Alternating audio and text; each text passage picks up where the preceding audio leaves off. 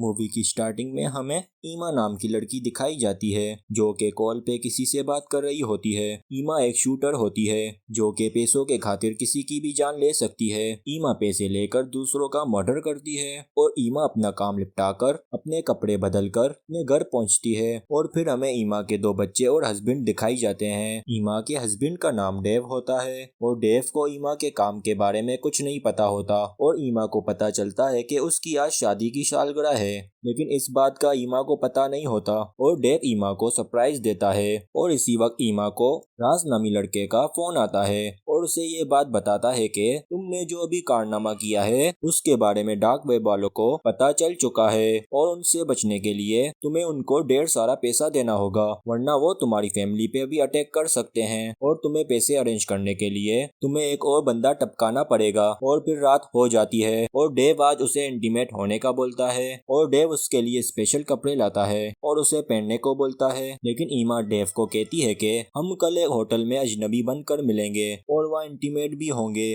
और डेव भी इस बात पे मान जाता है और अगले दिन फिर ईमा होटल में दिखाई जाती है, लेकिन डेव ट्रैफिक की वजह से लेट हो जाता है और उसी वक्त ईमा का टारगेट उसी के पास मिलने आ जाता है और वो आदमी डेव और ईमा के साथ ड्रिंक भी करता है। फिर ड्रिंक करने के बाद वो आदमी ईमा को अपना रूम नंबर बताता है और बोलता है कि कोई काम हो तो आ जाना। फिर ईमा और डेव अपने रूम में चले जाते हैं और डेव ज्यादा ड्रिंक करने की वजह से सो जाता है और ईमा नीचे आ जाती है और उस आदमी के रूम में जाती है और उस आदमी के पास गन भी होती है और ईमा बोलती है कि तुम क्या चाहते हो और कौन हो। वो आदमी कहता है कि तुम्हारे ऊपर बहुत बड़ी प्राइस रखी गई है, जो भी तुम्हें पकड़कर डार्क वेब वालों को देगा वो माला माल हो जाएगा। और ईमा कहती है कि तुम बहुत जल्द अपनी जान गंवा दोगे कि ईमा ने ड्रिंक करने के टाइम उस आदमी के गिलास में जहर मिला दिया था। फिर वो आदमी मर जाता है। फिर एमा डेव के पास चली जाती है। फिर वो दूसरी सुबह अपने घर दिखाए जाते हैं और डेव के पास उसकी दोस्त एक न्यूज सेंड करती है और डेव ये न्यूज सुनकर बहुत परेशान हो जाता है क्योंकि ये उसी आदमी के मरने की खबर थी जिसने कल रात इनके साथ ड्रिंक की थी।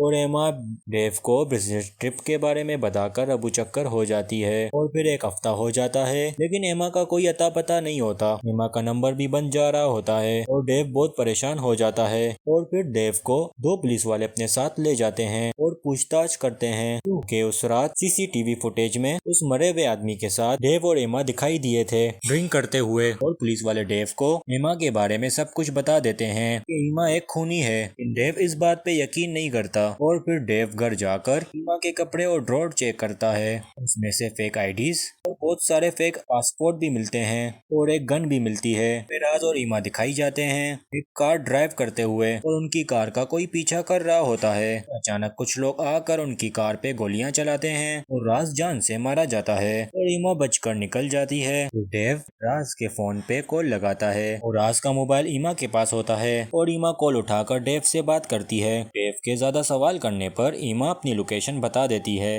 और डेव को ईमा अपने बच्चे संभालने को बोलती है, लेकिन डेव अगले ही दिन ईमा के पास आ जाता है और दोनों मिलते हैं और ईमा डेव को सारी सच्चाई बता देती है। डेव कहता है कि मैं तुम्हारे साथ हूँ।